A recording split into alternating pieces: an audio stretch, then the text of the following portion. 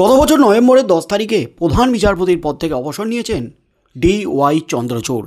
কিন্তু DY চন্দ্রচূড়কে নিয়ে বিতর্ক যেন কিছুতেই পিছু ছাড়ছে না, কারণ প্রধান বিচারপতির পদ সামলেছেন 2 বছর।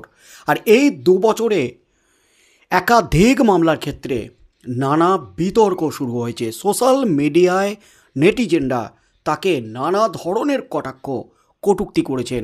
এমনকি যেদিন তিনি অবসর নিচ্ছেন সেদিন নেটিজেনদের উদ্দেশ্যে তিনি বেনজিরভাবে কটাক্ষ করেছিলেন, যারা আমাকে নিয়ে ট্রোল করেন তাদের চাকরি চলে গেল আমার অবসরের পর, তারা আর কাজ পাবে না। তবে অবসর নেওয়ার পরও কিন্তু সোশ্যাল মিডিয়ায় আক্রমণের মুখে পড়েছেন DY চন্দ্রচূড়, কারণ একাধিক মামলা অবসরের আগে মীমাংসা না করে অমীমাংসিত অবস্থায় রেখেই অবসর নিয়েছেন প্রাক্তন প্রধান বিচারপতি DY চন্দ্রচূড়। সেই নিয়ে কিন্তু তুমুল বিতর্ক দানা বেঁধেছিল গোটা দেশ জুড়ে। রাজ্যেরও অত্যন্ত গুরুত্বপূর্ণ পাঁচটি মামলা সুপ্রিম কোর্টের প্রাক্তন প্রধান বিচারপতি DY চন্দ্রচূড়ের এজলাসে চলছিল।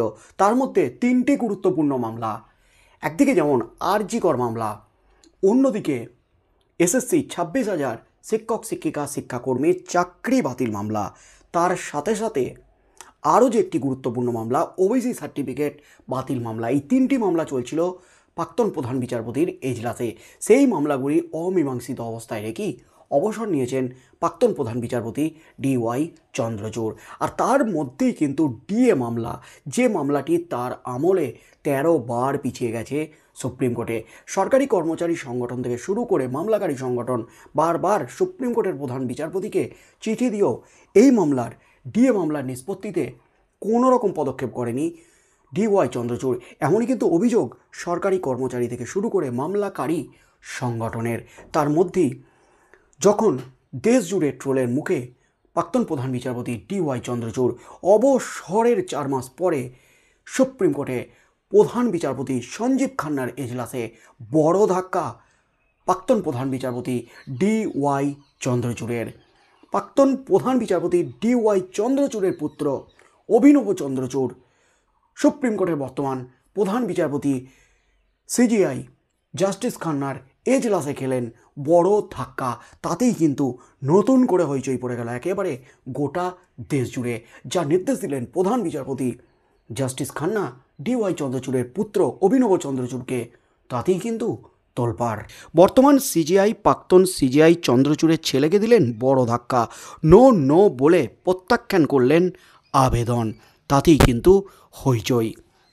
দেশের প্রধান বিচারপতি সঞ্জীব খান্না সকালে তার পূর্বসূরি এবং প্রাক্তন প্রধান বিচারপতি DY চন্দ্রচূড়ের পুত্র ও আইনজীবী অভিনব চন্দ্রচূড়কে বড় ধাক্কা দিলেন, যখন তিনি সোশ্যাল মিডিয়া ইনফ্লুয়েন্সার রণবীর এলাহাবাদিয়ার পক্ষে সওয়াল করতে সুপ্রিম কোর্টে উপস্থিত হন। অভিনব চন্দ্রচূড় CJI খান্নার আদালতে এলাহাবাদিয়ার মামলার অবিলম্বে শুনানির জন্য অনুরোধ করেন, কিন্তু বিচারপতি খান্না তার আবেদন প্রত্যাখ্যান করেন। প্রকৃতপক্ষে অভিনব চন্দ্রচূড় বিভিন্ন রাজ্যে রণবীর এলাহাবাদিয়ার বিরুদ্ধে দায়ের হওয়া পৃথক মামলাগুলির একসঙ্গে শুনানির নির্দেশ চেয়ে আবেদন করেছিলেন, কিন্তু CJI খান্না তাৎক্ষণিক শুনানি অস্বীকার করে বলেন যে আবেদনটি 2-3 দিনের মধ্যে তালিকাভুক্ত করা হবে সেই আবেদনটি দ্রুত শুনানির কোনো প্রয়োজন নেই।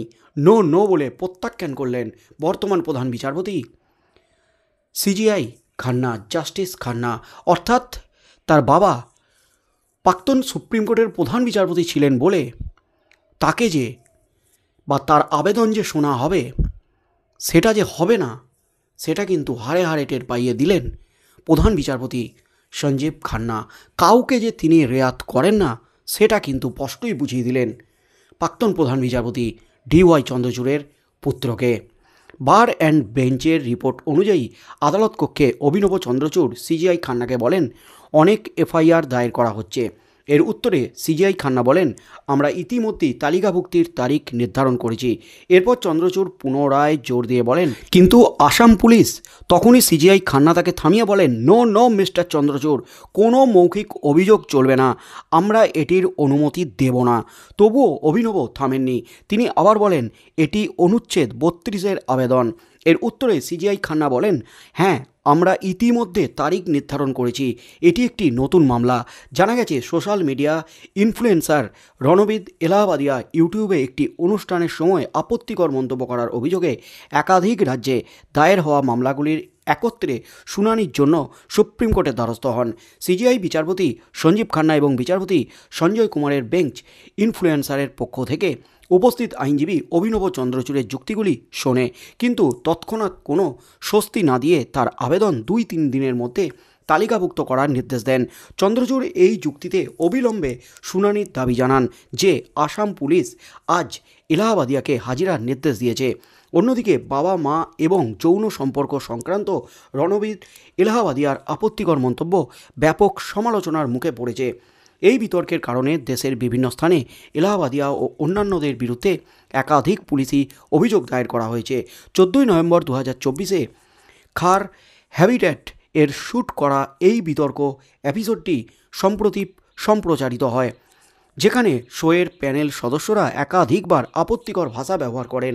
এই প্যানেলে রণবীর এলাহাবাদিয়া ছাড়াও কমেডিয়ান সময় রায়না, ইউটিউবার আশিস চঞ্চলানি এবং অপূর্বা মাজিখা উপস্থিত ছিলেন। বিতর্কের পর মহারাষ্ট্র এবং আসামে এলাহাবাদিয়ার বিরুদ্ধে এফআইআর দায়ের করা হয়েছে। আর এলাহাবাদিয়ার মামলাগুলি লড়ছেন অভিনব চন্দ্রচূড়, প্রাক্তন প্রধান বিচারপতি DY চন্দ্রচূড়ের পুত্র। তাই প্রাক্তন প্রধান বিচারপতি তার বাবা হয়, তিনি বর্তমান প্রধান বিচারপতি সঞ্জীব খান্না এবং সঞ্জয় কুমারের ডিভিশন বেঞ্চে জোরালো সওয়াল করেছিলেন দ্রুত শুনানি করার জন্য। কারণ বিভিন্ন রাজ্যে একাধিক মামলা দায়ের হচ্ছে, এফআইআর দায়ের হচ্ছে, আসাম পুলিশ হাজিরার নির্দেশ দিয়েছে। তাই এই মামলাগুলি একত্রে দ্রুত শুনানি করার প্রয়োজন আছে। দ্রুত শুনানির নির্দেশ চান অভিনব চন্দ্রচূড়, কিন্তু প্রধান বিচারপতি তাকে থামিয়ে স্পষ্ট করে দেন, নো নো, প্রত্যাখ্যান করেন তার আবেদন। কোনো রকম রেয়াত করা হবে না। 2-3 দিনের মধ্যে এই মামলা লিস্টেড আছে।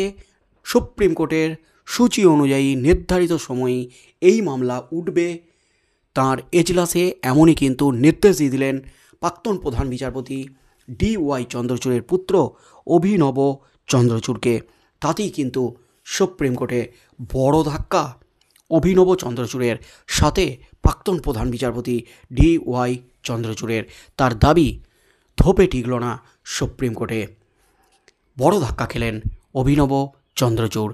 আগামী দিনে এই মামলায় সুপ্রিম কোর্টের প্রধান বিচারপতি কী নির্দেশ দেন, কি হতে চলেছে আগামী দিনে, এবং প্রধান বিচারপতি DY চন্দ্রচূড় তিনি এই নিয়ে কোনো প্রতিক্রিয়া দেন কি না, সেদিকেই চোখ থাকবে গোটা দেশবাসীর।